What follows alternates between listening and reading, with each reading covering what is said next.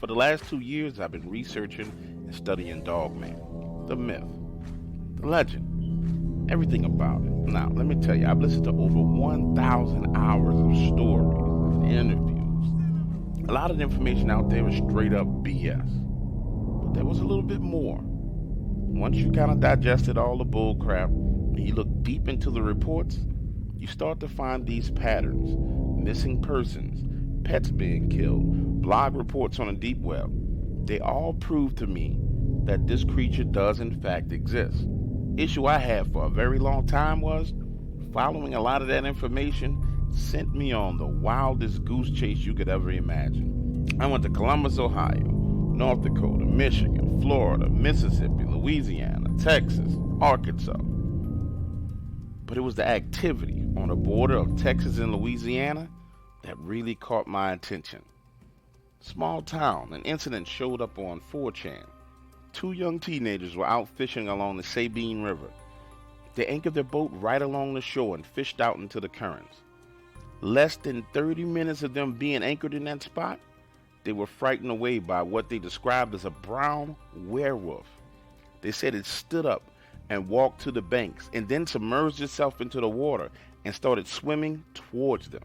The two young men pulled anchor and sped away in their boat. Then I found another encounter that appeared on 8chan. The same area, a local farmer was having his cattle and farm animals killed. The police report said that he told the authorities that he saw a werewolf. That report never hit the paper or never hit any news. Two incidents within a 10-mile radius. I decided, hell, that's the best lead I had in a long time, so I went to check it out. Now, it took me about a week or so to get myself together just to travel down to Louisiana. When I got to Louisiana, I went straight to the river area. And it took me a while, damn near an entire day. But then I found a set of tracks. And not regular tracks, giant canine tracks. Now, before I go any further, I need you to understand something. I reached out to many people about this story, several of your most popular YouTubers. Their interest was only in the story, not me or the consequences of what happened to me after this. The health problems, the tax problems. And even now, I swear to God, someone is watching me.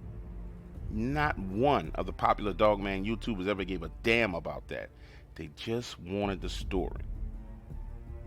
But this is more than just about my story. This is my life. And my obsession with Dogman has straight up ruined my quality of life.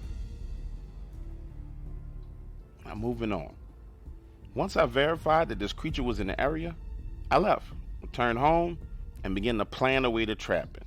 You see, I have a very, very close friend of mine. His name is Jonathan. And there's two things you need to know about Johnny. Johnny is an expert hunter and a master trapper. Now, it took a little while for me to bring him up to speed on the whole Dogman thing. Then to convince him that it was real. And once I had him convinced that it was real, for him to figure out what the hell we could do to trap it. Johnny decided that the best way to trap this creature was to use nature against it. He devised a trap that he would submerge into the ground on a 45-degree angle. He said that this trap would use the forces of the earth above it, around it, and below it to reinforce it and make sure that this creature could not escape. And he was going to use a metal gate to hold the creature in place. And I'm going to be honest with you, when Johnny told me the concept of how he was going to build this trap, submerge it in the ground, put dirt on top of it, pack it down, I'm thinking to myself, this is never going to work. Two reasons why I didn't think this was going to work. Number one, the land in the area was all private, so he was going to have to get access to that private land.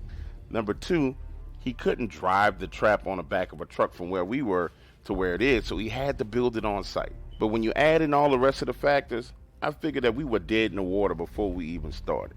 A couple of days later, Johnny disappears, and I don't see him for about a week. When he returns, it turns out that not only was he able to build the trap, but he's able to get access to that farmer's land whose cattle had been being slaughtered. Now, don't even ask me how or what Johnny said to convince the landowner, Lawrence, to let us build a trap on his property. And honestly, from the beginning, I thought it was kind of suspect. But when I arrived, what I saw was absolutely astounding. Standing in front of that trap and actually seeing it built and constructed in person, I was excited. But there was a side of me that began to doubt all of this. Trapping a freaking monster? I was thinking to myself, this has got to be the craziest thing you've ever done. Where do you go from here? What do you do with it once you have it trapped? As I stood there, all these thoughts went through my head. Johnny could tell that I was doubting the plan. That's when he simply put his hand on my shoulder and said, "It's going to be all right, buddy. We'll get through this." For the next couple of days, Johnny, myself, and Lawrence spent night after night inside his F-150, waiting to see if this creature would show. But nothing. We baited the trap with pigs, goats, fresh cow meat. Absolutely nothing worked. That was until early one morning. Johnny said, "Man, maybe we should tranquilize the doe. Tie him up and put him inside the trap. That might just make this thing come out." I read online that they eat a lot of deer meat. Within 48 hours, we had tranquilized the deer, tied him up, and put him inside of the trap. And that very same night, we got some activity. Holy, that is a night I will never, ever forget. You see, the first thing I need you to understand is that this creature is fast, man. Real fast. Especially when it's moving on all fours. We're all there sitting in the truck, cracking jokes, laughing, hanging out, waiting for something to happen. When this creature comes zooming past the side of the truck. Have you ever seen something with your own two eyes and tried to tell yourself that you didn't see what you thought you saw? Well, that's exactly what each and every one of us did.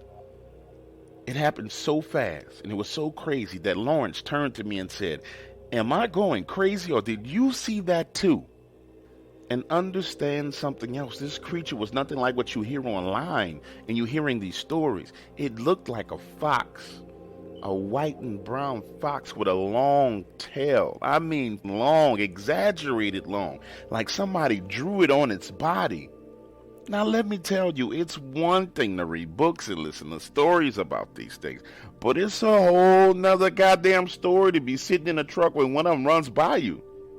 Seconds later, and I mean seconds, no more than 35 seconds, we hear the steel door on the trap slam close. Shaking, banging sounds of the creature slamming against that gate. Lawrence and Johnny both hopped out of the truck and took off running towards the trap. But me, I hesitated. Why, you may ask? Because I was afraid, man. I didn't know if I really wanted to see this or not. But by the time I mustered up the courage and arrived to where the trap was, flashlight in hand, what I saw shocked the hell out of me. This creature was on all fours, and when I shined the light at it, I could see that it was intelligent, and it was nothing like what I expected.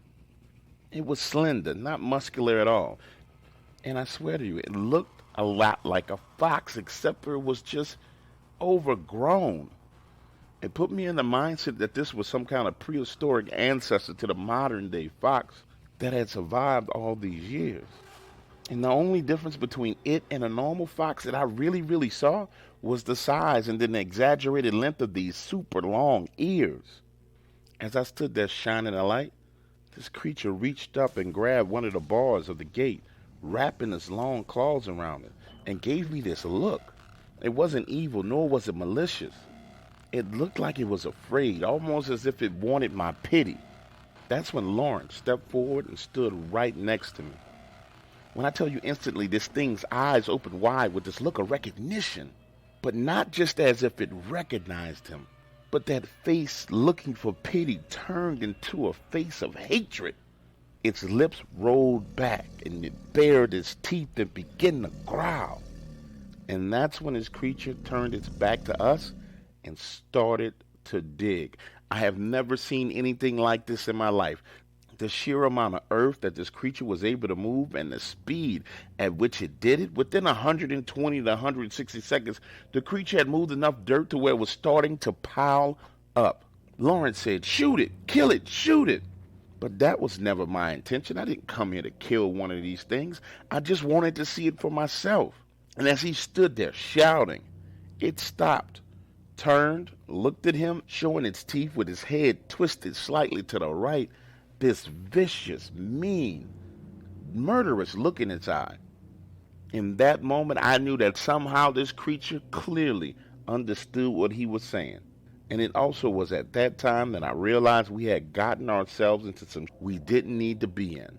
Lawrence was not telling us the truth about everything. There had to be way more to what was going on this property than what he told us. I turned towards Johnny, who was carrying a rifle. And just as I opened my mouth to tell him, hey man, I think we really need to go.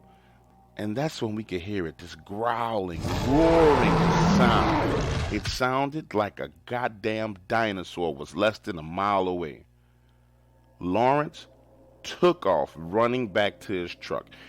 And on sheer instinct alone, Johnny and I followed right behind him on his heels. And as I ran, my chest contracted, tightened up. I started to feel dizzy. My mind told me it was a heart attack, but I knew it was just the fear. Something was coming, something worse than what we had saw in that trap. When I arrived at the truck, out of breath, damn near passing out, I stumbled in. That's when Jonathan flipped out. What the f aren't you telling us, Lawrence? Something's going on. Tell us what's going on. You see, in the back of my mind, I always knew that it was something strange about the fact that Lawrence let us build this trap on his property. I just didn't want to admit it because I was so obsessed with seeing this creature. Lawrence, while driving off, looked over his shoulder at Jonathan and said, well, I killed one not too long ago. It looked just like the one that we trapped, but it was a lot smaller. The look on Lawrence's face was a mixture of fear, anguish, and sadness. It was a mistake, he said. I thought it was just a fox coming out of my chicken coop. I shouted, and I didn't realize something was different about it until it stood up and stumbled away. Lawrence went on to tell us that he followed the blood trail to where the body should have been, but he only found prints, huge canine prints. And in his mind, he thought it was only two of them, the one that he killed and the one that we had just trapped. And that's when Lawrence looked directly at me, tears in his eyes, and said, whatever that is coming, it sounds completely different than anything I've ever heard. Johnny and I had stepped into some we were completely unprepared for.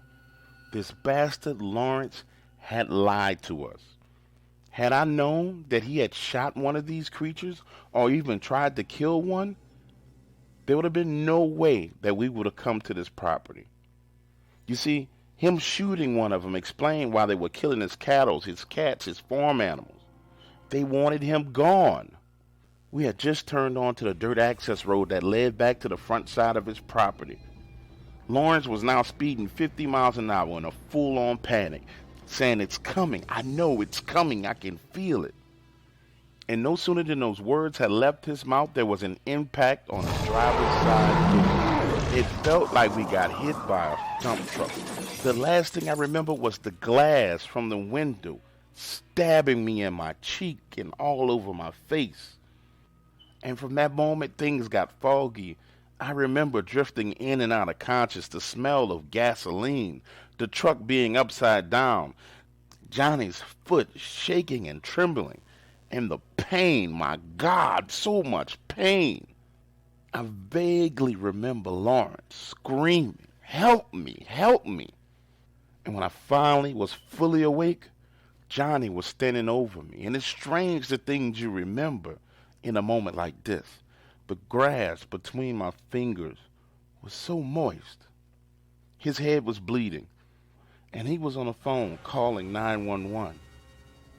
Ambulances came, doctors. Next thing you know, I got IVs in my arm.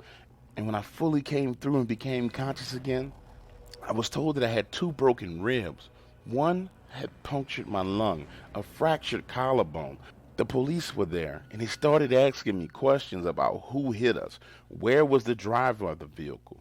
And when I told them what actually happened, we were just driving down the access road and were blindsided by what I thought was another vehicle, they looked at each other and just walked out.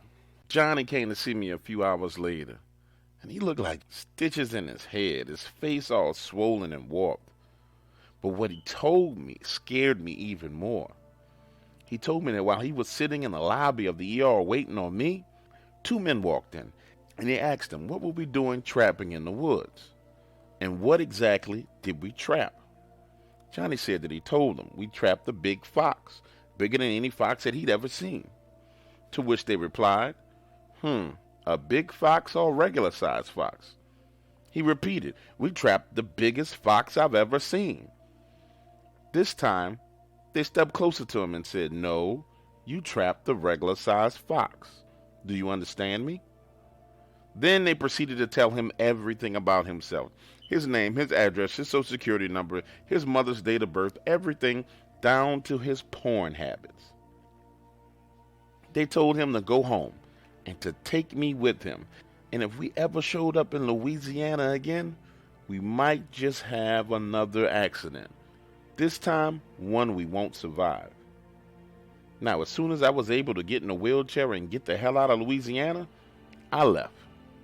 We went looking for Dogman, and we found him. But it wasn't exactly what I expected it to be. And as to answer the question of what or who hit our truck, neither Johnny or I actually saw it. Now, I can tell you this, Lawrence was never found. And the last I checked, his property was sold to some corporation out of Georgia.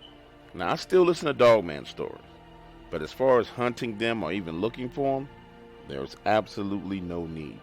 I know for a fact that they're real. And this experience has caused me both financial and emotional trauma. For example, Johnny, one of my oldest friends, won't even speak to me anymore. I don't know if it's something that those men told him or if he's upset with me, but I call him and he doesn't answer the phone, and when I go by his house, I hear him inside, but he won't even open the door. All these people running around talking about they want to find Dogman and they want to see Dogman. Dogman has ruined my life.